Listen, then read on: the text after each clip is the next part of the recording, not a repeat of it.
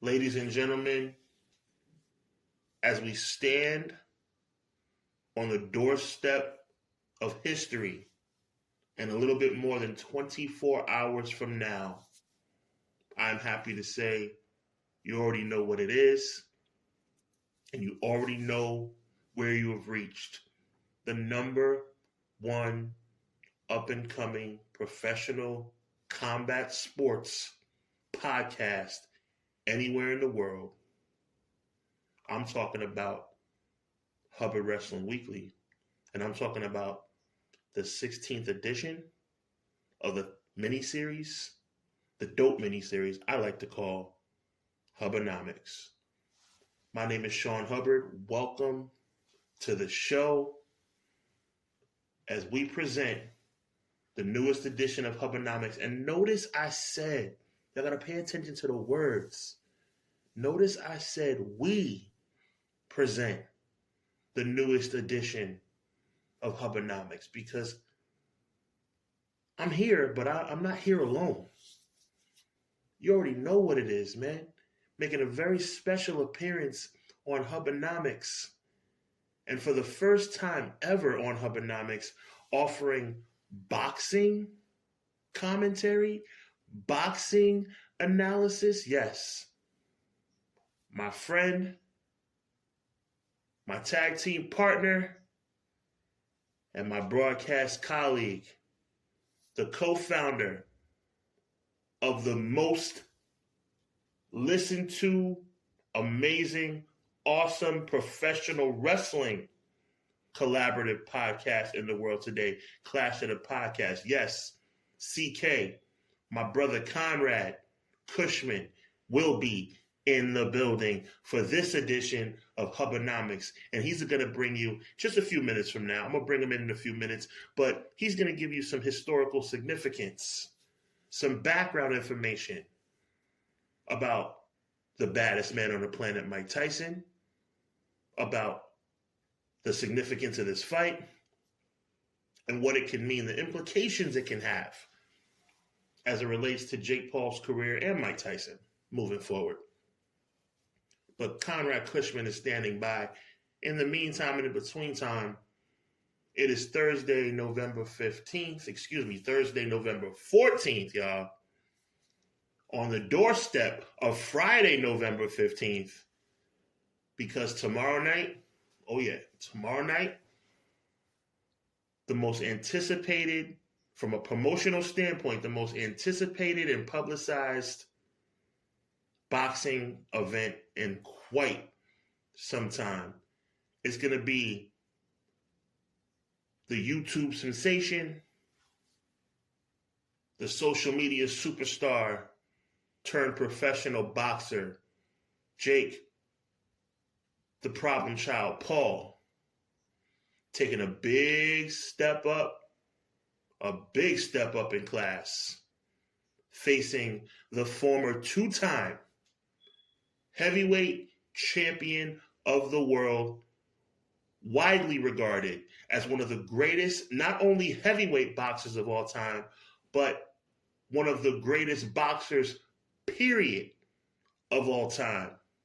The one and only Iron Mike Tyson. Listen, man, I'm fired up about this, and I'm going to get right into it because, like I said, I got Conrad standing by. I don't want to keep my brother waiting too long, and I know as you come home from your commute from work or wherever you're at right now with your AirPods in, your earphones in, listen to this on Thursday night, getting ready for tomorrow night in this big fight, which is going to be airing exclusively on Netflix. I want to make sure I give you guys a couple of nuggets to think about. Now, look, let's talk about Jake Paul first, okay? Let's get right into this thing. Number one, Jake Paul has earned my respect. As a boxing aficionado, as the grandson, some people don't know that about me, the grandson of the late, great Bo Jack, the former world champion, one of Mike Tyson's influences in the boxing world. Y'all didn't know that about me, huh? A lot of people are like, oh, Hub is the grandson of a former world champion? Yes, I am. That's where my passion for boxing comes from. But I digress. I have to give Jake Paul credit because Jake Paul is no longer just a YouTuber, is no longer just a social media star.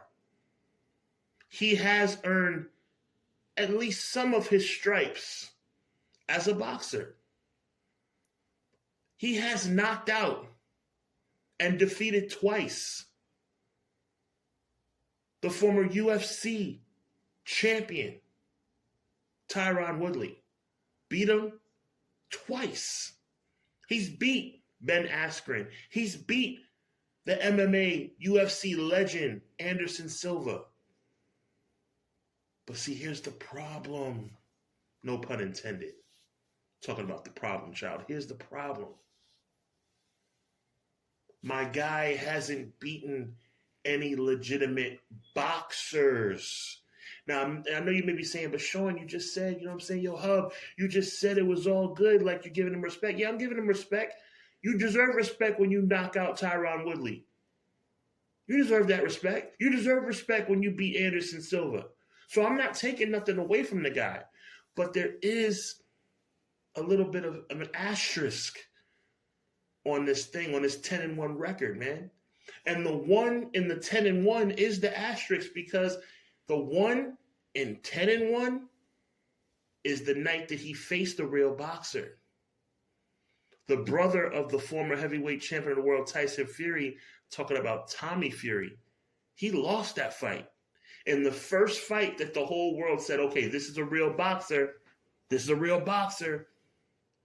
And that one and only time he fought a legitimate boxer, as in boxer by trade. Yes, we know Tyron Woodley can throw hands. Yes, we know Anderson Silva can throw hands. But I'm talking about a boxer by trade, a boxer by lifestyle. He lost to Tommy Fury, y'all. So he has a big test in front of him. And I want to talk real briefly, because like I said, this is HUBBanomics, y'all. 20 minutes or less, superstar profiles or major event profiles tonight. So we're going to keep it brief because, like I said, I still got my brother Conrad standing by, right? About to kick it to him in a couple of minutes. A lot of people talking about Mike Tyson, about how he's 58 years old, about how he's 31 years older than his counterpart tomorrow night on Netflix at Dallas Stadium in Jerry World. About how Tyson probably ain't as fast as he was back in the day. Probably ain't as mean as he was back in the day. All right. Heard you. But check this out, y'all. Mike Tyson might be 58 years old. Mike Tyson might not be as young as he was back in the day, but I'll tell you one thing. I wouldn't want to fight Mike Tyson, and neither would y'all. Neither would y'all. But Jake Paul wants to fight him, and I give him respect. But I'm going to tell Jake Paul something. Wherever you are, however you might be listening, my brother, let me tell you something, man. The OG Mike Tyson, he's still super fast. And I'm going to tell you the biggest thing to all my people. I want y'all to comment about this in the chat, y'all. I want y'all to think about this. The game changed for this fight that's taking place at AT&T Stadium in Arlington, Texas in about 30 hours from now, tomorrow night. The game changed when it became a real fight, when it became sanctioned as a professional fight that will count on both men's records. Yes, when it was originally announced for earlier this summer and Mike Tyson had to bow out because of an outside the ring situation where he had to kind of get some medical attention, it was an exhibition. When it was announced, it was an exhibition. It's not an exhibition anymore, y'all. It is not an exhibition. Mike Tyson former two-time heavyweight champion of the world. He's 50-6 with 44 knockouts. This will count on his record. He will either be 51-6 or 50-7. This will count. This will count for Jake Paul. Either Jake Paul's going to be 11-1 or 10-2 after tomorrow night. So let me tell y'all something.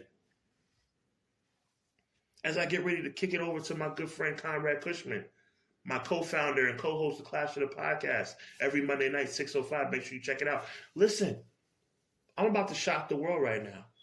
And I want you to retweet it, re-exit, re-gram it, whatever you want to do, man. Because, yes, it may be a different Mike Tyson. No, he's not the same Mike Tyson that beat Michael Spinks and retained the undisputed heavyweight championship of the world back in 1988. And I believe, don't quote me on this, but I believe he beat Michael Spinks in 91 seconds. I'm fairly confident. I said 91 seconds. Somebody in the chat look that up and confirm if I'm right about that. Mike Tyson beat Michael Spinks in 1988 to retain the undisputed heavyweight championship of the world in Atlantic City in 91 seconds. The 91 seconds I'm not sure about. Somebody confirm that for me. He's not the same guy. He's not the same guy to beat Trevor Berbick to become the youngest heavyweight champion of the world. He's not even the same guy that came back home after, being away for a little bit. He's not even the same guy that beat Bruce Seldon and Frank Bruno to become the WBA and WBC champion again. He's not even that guy, but you know who he is? He's Mike Tyson. Because even though he's not that young Mike Tyson anymore, he's still fast, he's still mean, he's still strong, and I'm going to make a bold prediction, y'all. Mike Tyson's going to win this fight. What did he say? Oh, you heard me. Did he say what I think he just said? Did I say what I think? Oh, I said it. I said it. Mike Tyson's going to shock the world tomorrow night on Netflix in front of the world and win this fight because Mike Tyson may be 58. Mike Tyson may have a few more gray hairs on his chin. Mike Tyson may not be the young whippersnapper that he was back in the 1980s and 1990s, but you know who he is? Yo, Sean, who is he? I'm going to tell you who he is. He's still Mike Tyson. All due respect to Jake Paul. I respect him. He's not just a YouTuber anymore. The dude is a real fighter. But you're taking a big, like I said before, you're taking a big step up in class, Playboy. And I predict Mike Tyson gets it done. Mike Tyson will be victorious. You heard it here first. HWWeekly.com, Hubbard Wrestling Weekly on YouTube, Hubbard Wrestling Weekly on Spotify. So without any further ado, I'm going to kick it over for some historical significance about this fight between Jake Paul and Mike Tyson to my tag team partner, my brother, my co-host on Clash of the Podcast every Monday night. Yo, Conrad, thank you for being here on HUBBanomics, man. Talk to the people. What's good, man? My guy Hubbs, I appreciate you kicking it to me, man. I was honored when you asked me to talk about the career for Mike Tyson. Mike Tyson is one of the biggest boxing legends for people, I think, born in our time frame. I was born in the late 80s, but in the 90s, you want to see a boxing show. Some of the names you would put on these big-time shows, Mike Tyson, Oscar De La Hoya, Lennox Lewis, you can go through a bunch of different names, right? Mike Tyson might be the top of them. He was given the moniker the baddest man on the planet for a reason. Mike Tyson is someone who has had an explosive career. And I know we're supposed to focus on the in-ring stuff with it, but Mike Tyson is a fighter at the end of the day. Mike Tyson is someone who, anytime you think he's down, he finds a way to come back. Let's start off first with looking at his career. There were some fights where you were like disappointed in what happened in them. And that's going to happen in boxing and sports like this. Anything dealing with the world of combat sports. Someone's going to go in and their performance may not be the best. It happens. But what I'll always say is Mike Tyson found a way to bounce back and show you, nah, I still got it. I still got that dog in me. And he always found a way to do that. That's one of the things that I absolutely loved about Mike Tyson. He lost to Buster Douglas, right? That's probably the biggest like underdog boxing fight that people know of, at least from my time period. Him losing to Buster Douglas, like I remember, listen, I'm a pro wrestling guy. It changed around Saturday night's main event. It changed around a bunch of different things that were going to happen. Mike Tyson was still able to bounce back. Mike Tyson and Evander Holyfield, the whole, he's banned from boxing for what he did with the ear bite. Mike Tyson then shows up at WrestleMania 14. He's still in the limelight, and Mike Tyson finds a way once again to get his name out there. He is very good at, his team, I should say, is very good at keeping his name out there, keeping him relevant. They always found a way to find him work. And that's the amazing thing about Mike Tyson. He is a pay-per-view box office draw. He always had people for it. And I'll give you some specific and personal examples of it. I can remember my uncle always ordering the Mike Tyson fights. And he would get a group of friends to come over. You get a couple of your buddies. Someone grabs some drinks. And then you're like, yo, let's pony up the money and let's get this Tyson fight. And these guys would go crazy for the fights. It was just, I don't know. I just always remember that stuff, And that's how pay-per-views were done back then.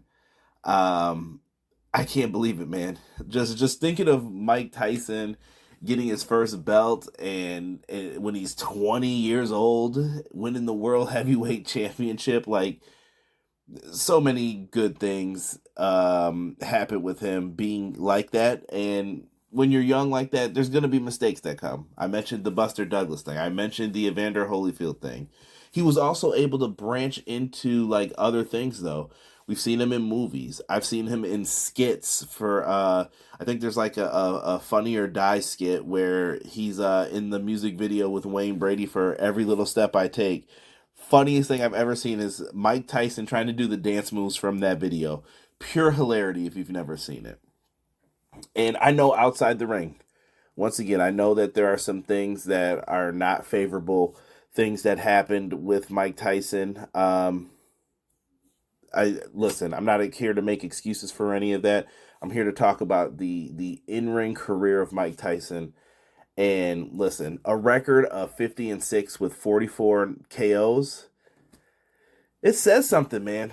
It says something. I know that Mike Tyson is getting ready for this big fight. He's going up against the YouTube sensation Jake Paul. Jake Paul is not someone to scoff at, someone who you could just say like, take him lightly. I do think he's got some skills, but this is going to count on their professional records here. And I will not bet against Mike Tyson in these situations. Mike Tyson looked really good in some of those fights that were on Triller TV. Like, Mike Tyson found a way to let everybody know. And I know people are like, well, Mike Tyson was doing, they didn't count. They were for some of this other stuff that he was doing. He was going up against Roy Jones, who was past his prime. Did you see those training videos of Mike Tyson, though, for it? Those hands are lethal, bro. Like, I'm telling anyone listening to this, those hands are lethal. You do not mess with this guy at all. The hands still work. It was amazing watching him train. I'm looking forward to seeing like the video packages for the video packages should be amazing for this fight. It's going to be happening at 8 p.m. Eastern Standard Time. I don't know if there's tickets still available for anyone to check this out. It's going to be at the 80,000 seat AT&T Stadium in Texas. You could watch it on Netflix. Netflix is getting the streams for this. Very smart of them, I think, as well, to promote this. It should be interesting, man. Honestly, if someone's asking me for my pick, I can't, man. I can't bet against Iron Mike Tyson. I don't know if I've seen enough out of Jake Paul yet to believe him. But maybe this fight will make me a believer in him. And say, like, you know what? He can hang. Maybe this is his new his new thing. I know his brother Logan Paul's been doing stuff over in the WWE. Maybe if this doesn't work out, he can go over there too. If he's as good as Logan at pro wrestling, maybe they could be a tag team. I don't know. But I know this. Mike Tyson still might be the baddest man on the planet. And we are going to end up finding out on Netflix this Friday. I know this was originally announced for June. People have been waiting a long, long time for this. And I'm looking forward to it. And as a fan of the sport of boxing, we all win in this situation, right? We get to see a fun fight. And I know some people are like, this is ruining boxing. It's got interest back up in it, right? So sounds like a win for boxing fans. With that being said, I'm Conrad Cushman. The next time, if you guys want to catch us, make sure you check out me and Sean every single Monday, Clash of the Podcast, live at 6:05 Eastern Standard Time. We look forward to seeing you guys talk about the next bit of craziness that is going on in the wonderful world of combat sports, pro wrestling, MMA, boxing. We got you covered. So make sure you guys tune in with us. We'll see you guys all on the next one. Peace.